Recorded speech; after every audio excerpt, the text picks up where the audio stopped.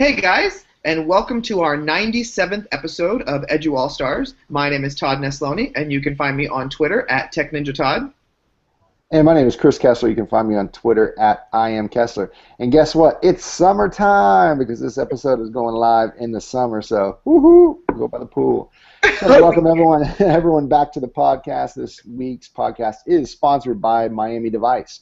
Miami Device is the premier EdTech conference in the nation, featuring many of the guests we've had on our past episodes. You can find out more about this can't-miss opportunity by visiting miamidevice.org. You can sign up for their November conference down in, guess where? Miami. And as you listen to this week's episode, we encourage you to tweet out using the hashtag EduAllStars. We love seeing the conversations and hearing about the things that are sticking out to you. We are super pumped about this week's guest. This week we have Shaina Glass, who's an instructional technology specialist in Texas. She is a Google certified educator, a Class Dojo mentor, and a certified BrainPop and Symbaloo educator, among a multitude of other things. Shaina, thanks for coming on with us today. I'm glad to be here. I'm glad to be with both of you guys. Thanks for inviting me. Yeah, well, you know, the best place we always like to start is kind of learning a little bit about you. So how did you end up in education? I ended up in education because my mom's a teacher. She actually teaches on a collegiate level, doctoral programs for public health. So I've watched her since I could walk, teach. I'm not going to say she complained, but I watched her educate thousands of students from their bachelor's all the way up to their doctorate. And it was inspiring. She kind of wanted me to become a doctor, but I just did not like blood. And so I actually went to school for art, and I did my internship in my bachelor's during my bachelor last year of my bachelor's degree at a museum, at the Baltimore Museum of Art. I went to Morgan State University, and I was hooked because they had me working with kids, and we went into the inner city schools, and the flip of their faces and how they were learning, and it was blended. You weren't just learning about art, you were learning about the artist, you were learning about the time period, the history. I wanted to teach. The area was a little rough. I'm originally from Texas. So I came back home and I jumped right in, started at a charter school, and nothing was provided. Nothing against charter schools, but nothing was provided. I had no clue, but I was in love. The kids, they soared. I didn't see it like they were immature or too young because I started in first grade, and I gave them any and every opportunity I could possibly think of. I didn't limit it to a book. We had a pen pal from China my first year. It was nuts. I didn't, who knew, you know, but you don't limit their opportunities. So I kept pushing. And then my next year, I jumped into a public district, and I went to Aldine, and it blew my mind. Who knew? I went from a classroom that was the size of a walk-in closet with 22 little kids to a classroom with windows and, and a door, and outside. I was amazed. Took the opportunities, and it was a math, science, fine arts magnet, and they believed in integration. At least that's what I was told. And I ran with it. That was my heart. Everything about me screamed math, science, art. I integrated every day. I took them beyond that and kept teaching and loved it. Loved everything about it, to the point to where just about 2 weeks ago, I took my yearbook from my first year teaching. They had what they called a college signing day for the high school seniors, and they were my first group when I came into the district. So wow. I promised them when I went to school, when I started teaching, I promised them, I said, you guys are going to be superstars, and I'm going to come back and get your autograph.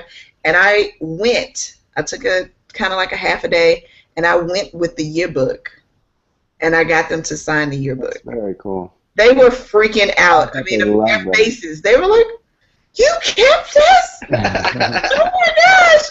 And I said, and don't sign on your face. you know, because, and I was like, it's kind of, I don't know, I'm not going to say petty. What is the word? I was giddish. I was, and just, they were successful. They were screaming where they were going to college. And I don't feel like I'm that old, but I was, cool. That's why I do what I do. And I tell all of them, I mean, for the last 10 years, every group of students, I'm following you. It's kind of like Twitter, but not virtually. I am following you. I'm your support system, and I'm going to keep doing what I'm doing. I did leave the classroom last year, and it was a little, I knew that it was time for me to move, but I didn't realize how much I was going to transform. But I still connect with those kids. I still communicate with them. Edmodo is wonderful because I've been using that the last 3 years. They still use it as a form of communication, and I can still stay in contact with their parents, and that's why I teach. That's how I got in, and that's what I'm doing. I want to go back to kind of transferring outside of the classroom. What were kind of some of the challenges and kind of the hardest things to do during that transfer? Like what stuff you had to leave behind? Yeah. Letting go. The transformation of teaching. I don't have a classroom. I miss those my student moments. These are my kid moments. And getting out of the teacher role. No one, I told my leadership team on my campus this week, because May is very interesting as a leader. I told them this week that I wish there was some sort of manual or handbook on the going from the classroom and the challenges of a leader, because you miss all of those things and they just come at you. There's all kinds of obstacles, and okay, wait a minute. The conversations, as a teacher to teacher conversation, it's a lot different as from a leader to teacher conversation. Right. And I don't feel like I'm not the principal. Thank goodness. I mean, no offense. No offense. I'm not the principal, but I am a leader, and you're seen differently. You're not seen as that teacher anymore. The challenge of how to communicate. I left my campus, the campus I was on for 10 years, and I went to a new campus. And so all new people, all new personalities, working with a brand new leadership team, adjusting, making connections.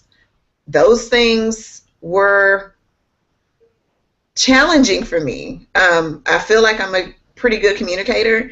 I'm very honest. I get from my mom that I like to keep it real. So I'm not gonna tell you how it is, but I'm gonna be honest with you in an optimistic way, I guess you would say. Right. I am a cheerleader. I'm a big cheerleader. I'm a big supporter of everyone. Someone called me, what is it? The Union. What is it? Not State of the Union. There's a friend of mine who calls me like you are the one that brings everyone together. It doesn't matter if we said no, not them. Yeah, everyone. It's not. There is no separation. I don't decipher. I don't. A uniter.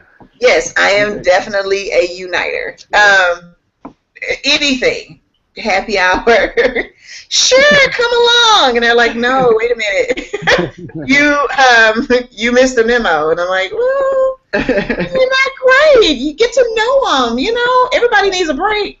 That's how I am. And leadership is showing me that there's a balance. There's a balance in being that leader. But I'm trying to bring in a different mindset. Right. To the admin that are there and to the teachers that are there, because they seem to have a divide. Right. And that is a challenge. And I seek out people to help me to overcome that. Well, Shaina, I know that now that you're an instructional technologist, or technology specialist, right? Same thing. What are some of the favorite tools that you like to use, that you like encouraging teachers to use, or what is something that you're like, oh my gosh, I'm obsessed with this right now? Right this second, I am obsessed with tech. I am obsessed, and it's kind of hard to say just tech, but I'm obsessed with the way that I can communicate with tech. And it's TAK, right? TACKK. TAK. Yes. I use tech. Well, I found out about tech from, I don't even remember where I found out about tech, but I remember, I honest to God, I can't, right this second, I can't think where I found out about it. But I enhanced my knowledge of tech from Refrans Davis. Uh-huh. I made it a point that I was going to see her session at TCEA. So I got in to see her. I registered in advance, and I got in to see her. Don't tell anybody, but I snuck in a few friends. And she expanded my knowledge on how to utilize tech. And then I made it a point to let tech know, hey, I use this and I share this every single opportunity I get. And then they started to see how I started to use tech. And then they asked me to become a tech advocate. And I was like, oh, this is perfect. Because now I really can boast on just how great it is. So give me like the 30-second rundown of what it is. I don't even know what this one is. Oh my goodness, tech is more for free. Okay. Basically. Okay. And I used, but it's a little more diverse because it's not just for the grown kids. It's for the little kids too. It's a Google app, so it is linked to you to sign in with Google. And my district is a Google district, so that's very helpful. But kids don't need an account to use tech.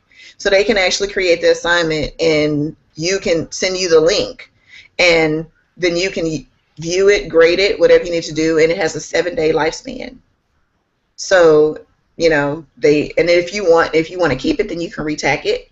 Or, like I said, it's cooked to Google so your kids can do it too. They even have a chat feature, which, you're not necessarily want to have kids to use that. Right. They do have that as a component as well.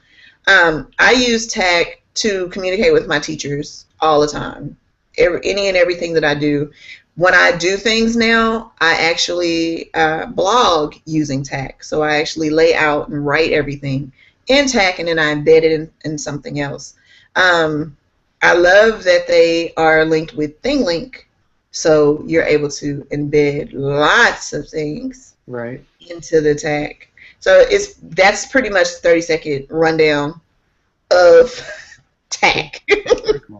What kind of things do you continue to do for your own learning? That's really a really good question because I never thought that I would even be in this spot.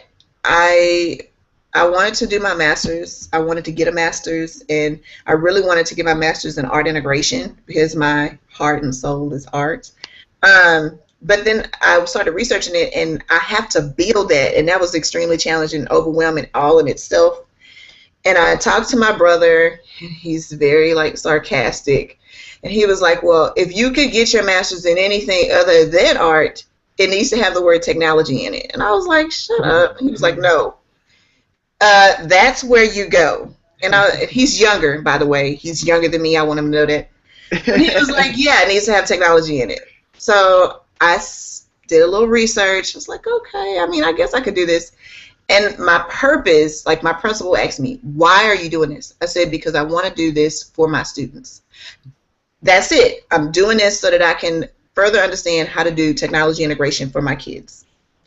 No idea about a technology specialist, none of that. And honestly, I didn't even, the department in my district, that was not even a concern for me.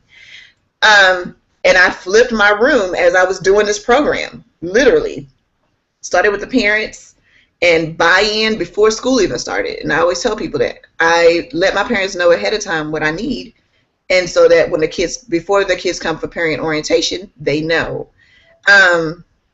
So I did this program, and then they were like, you need to get out of the classroom. And I was like, no, not what about my students? Get out, it's time for you to go, come on. And someone convinced me, and I applied. It got a little icky, but I jumped in and I said okay, and I became an instructional technology specialist. Very cool.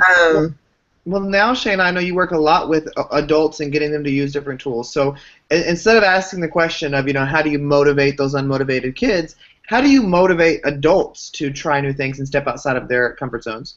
How do you? I am a cheerleader. I am a giddy cheerleader. I am always in your face. And if you ask anyone on my campus with a camera, because I'm capturing, I want them to be able to see themselves the way I see them. I want them to be able to see just how great they really are. Why the kids are looking at them the same way I am. And I may be in there really with my mouth gaped open, like, wow, this is amazing. And you're like, why are you sitting in here looking at me like that? Because you inspire me. So that's how I'm going to, you're doing such great things. Let me show you how, that this could just be so much better. Not so much better. That's bad choice of words. How I can take you there. You know what I mean? How your kids can do this beyond your room, pretty much. So you're great. Let's keep it going. And I want to see it throughout the year. And when I have one or two, like I have a kindergarten teacher, she is just, I'm trying to sell everyone else on how fantastic she is because I see it. And like, she's a first-year teacher. Give her time. You play off of what their strengths are. If she's super excited now, then let's just run with it. Let's take this teacher, and she's putting out these interesting ideas. She wants to do these things. She wants to flip a kindergarten classroom. Let her. Let's do it. I don't even need, okay, yes, I should get approval, but I'm going to say yes. Like, I'm here to support you. I have your back. My hands are up. I won't let you fall. I know how you can do this, And I think when people see that, then they're like, I want to do that too, Show me this, I hear a lot, they won't do that, Oh no, I don't know who you're going to find to do that. And I'm like, well, let me just see, I might literally fall flat on my face. They may all shut me out, but let me at least get up to see if they will. And every time this year that I have, they have. Right. Every time. They've supported. And maybe they're somewhat supporting me, but I'm actually supporting them. So I guess we're supporting each other. What about something you've read over the last maybe a year or two? Anything good that you've read in the educational space? Or? Yes. The 30 Goals Challenge by Shelley Terrell. Okay, cool. I'm actually planning on implementing this on my campus next year for the teachers. I read it thinking it would be my own professional growth. Like, I'm looking to be fed. That's what I say. Where can I be fed?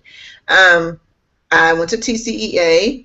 I was sort of kind of fed. I was like, this is my first time. But it was just like ISTE, where I seen Todd. I was like, yeah, this is Todd. I was excited to meet, all these great people.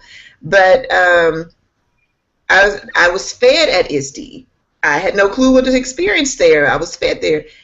TCA, I was like, okay, now maybe it's time for me to start giving back. And then South by Southwest EDU, the whole experience. I was fed everywhere I went, every conversation. I was a part of it. I was giving back, and I was regurgitating. I was taking in. I was breathing in new information. It was transformational. I was changing like every minute. I was learning something new. And then I went to the session on diversity of women in tech with Franz and Corey and Shelley and Sarah, and I was blown away. I was like, I need more. Let's talk. And she was like, oh, well, meet me afterwards. I'm signing my book. And I was like, well, I guess I need to get your book. And of course, it was right next door to where she was signing the book, so I bought the book, and she was like, well, let's just, she's very calm, and, just let me know what you think. And it was a page turner. I mean, literally. It's some things that I can do, like my challenge right now, one of her challenges is to write a letter to yourself, I am, and I've seen someone else recently do this too. I'm getting ready to do that. I really think that's something to think about. And the other thing is, this sentence has been in my head for the last couple weeks. Would you be in your own classroom? How would you feel if you were the student in your room? And reflect on that. That's great. Yeah. Yeah, and I thought about it, and I can honestly, truthfully say, I would be in there every day. My students, and I still call them my students, one of them got on me, seen me at my child's school. She's in the middle school, and she was like, I can't believe you left. You said you would never leave. And I was like, time out. I'm the grown up. But she was, kind of like holding me accountable, like there's those connections you have with kids. So this challenge, I am definitely going to challenge my teachers. I have no clue. I'm praying about it daily. I have no clue how they're going to respond to the challenge. Right. But I'm hoping that they take on some of the goals. So, Shaina, what do you do, though, when you're having a rough day? How do you recenter yourself and bring it all back into focus? Honest to God, I scream. Not like a bad scream, but oh my goodness. Especially when I'm it's like being in the middle of Manhattan and all these people are moving. I'm just like, I do that. I read, I pray, I go for a hike. Lately that has been centering. I go, but you know how you go for a hike and you just don't do anything? Mm-hmm. No, I go for a hike and I'm listening to Voxer chats. I'm listening, I'm learning, I'm actually in a hangout. Like, I had to tell somebody, I can't talk while I'm walking because I'm actually in the middle of stuff. Yeah. So my mind is constantly going, and I guess this summer, even with my super, super tight schedule, mm-hmm. I need to find times, try to figure out how to shut it off. Right. I want to ask you guys, but I guess I'll do that afterwards. But how do you It's hard to shut it off. Like yesterday, it's funny. Yesterday was the first day in months that I can remember we're having one day where I did not have anything to do, whether it was with the podcast, with the grad school that I just wrapped up, with my own school, and of course today I'm feeling sick. I'm like because your body just finally lets go, and it's I get sick. It's like every Memorial Day I get sick. Every Thanksgiving I get sick, and you're don't you hate that? Because you're just constantly and then slam, you just hit a wall. Right. But I'll recuperate, and that's the way it'll be. But it happens. And Todd, he never shuts down, so I've never. Well, no, see, but I take small moments. Like I take advantage of little moments because I have such bad ADD, ADHD that it's like I can't take a long moment because I'm gonna go crazy. Yes. But my DVR is like my decompress. Yes. So I have at least one show a night that it's like I don't care what's happening, what happened during the day. I don't care how late it is. Before I'm going to bed, I'm going to watch this one show and do nothing else but pretend like this is the only thing that exists right now. Yeah, you know what? I can agree with you on that, and don't judge me, but Young and the Restless is my show. You've been judged. You've been judged. Every day. It's 37 minutes without commercials. Every day, even if it's super late, you're right. Young and the Restless. And I just said that to the world. You're on official record now. Oh my gosh. Let's get into the last one. We always like to ask this to one of our guests. What's something you're really passionate about right now in education? What am I really passionate about? And it's gonna go full circle. My students.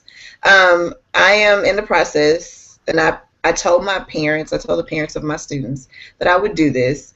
I used to do these things called sensational Saturdays and Sundays, where learning didn't end, and I tied it back to the TEKS because I'm here in Texas. I would find things out in our community that we could attend. So if we were learning about animal adaptations, then we went to an auditorium, and we, just different things everywhere. Well, I want to take them to space camp. Very ambitious in Huntsville. And the parents know that I want to do this. They know, and I'm toying with it, or I'm going back and forth with it, because should it just be an event? Should it just be this one opportunity with these kids who are now in the 5th and 6th grade? Or do I actually turn this into something bigger where it is a year-round thing, where it's like a nonprofit? Right. Where even though I'm not a teacher assigned to a classroom, with grades, but it's still learning beyond the walls of a classroom. Mm-hmm. Because I believe in that. That's how my classroom was run. When my lessons, everything that we did, it was not just geared to this scope and sequence. It was, okay, what if, and I wonder, and we could, or how about, and then they would make suggestions and then be floored that I actually implement. Like, we're really going to Austin? Yes, we're going. We're going to find a way. We're really going, we would take trips to the movies, and we would fill every seat, awesome. On a Saturday morning. Flapjacks, all you can eat flapjacks. We would, should this just be something? I'm really debating on how I can do this, because my schedule is kind of hectic, but I'm challenging myself to give these kids that opportunity, because some of them never get that opportunity. And I love that, and I love that it's teaching them such a necessary skill that is not even academic at the same time either. Right. And so I think that's brilliant. I'm gonna stay tuned. I'm gonna be blogging about it, and just like I said, I'm gonna follow them, and it may be 2 or 3 trips a year, but I want them to be able to keep learning beyond. When you do with these with the students, does the school fund any of this, or they pay for themselves? Is that how it typically works? We fundraise. You fundraise for it too. Okay. The parents, I make payment plans. We stretch it out. It could take a whole year, but they find a way. And these parents, you'll be surprised with kids who don't have much. They may eat 2 or 3 meals a day. Their parents want the best for them. Sure. So they come. It bothers me when teachers say these kids don't have this and they don't have that. Well, what are you? Does your job end at 3:30? Is there something else that you can do to make sure that these kids have that opportunity? Right. I know I have a life. I love my daughter. I love my baby. But wherever I go, she goes. Mm-hmm. And we all do it. She's learning. Every time I've gone somewhere, they go. I see something. Hey, today is STEM day. Did you know that? Hey, you want to meet me at the museum? They show up. Mm-hmm. Thanks to Remind. Yep. They're still set. I set those classes up 2 years ago. The parents' numbers still work. Oh, cool. They got the message and they met me. You mind if we bring extra kids? Bring them. I don't mind. If you don't mind and you want to be there and you're supporting them, I'm supporting them, we can get it done. And that's a big thing. And I don't want to let it go. I don't, so that means it doesn't matter that I'm not in the classroom. I'm still their teacher. And we're going to go to space camp. That's awesome. I want to go with you guys. I will let you know. How can listeners, Shaina, thanks so much for spending some time with us tonight. I really appreciate it. How can listeners connect with you? You can connect with me on my website at glassviewoftechnology.weebly.com. You could connect with me on Twitter at svicglass, and all of my information is there. Awesome. And you can connect with us at EduAllStars HQ on Twitter. If you just do a Google search for EduAllStars, you can find everywhere we're at, including iTunes from the previous episodes. And we encourage you to join us for our next episode as we interview Superintendent Brad McCaffrin. And don't forget to check out Miami Device by visiting miamidevice.org. Thanks again, Shaina, and we hope you have a great evening. Thank you, guys. Thanks for everybody. Yeah.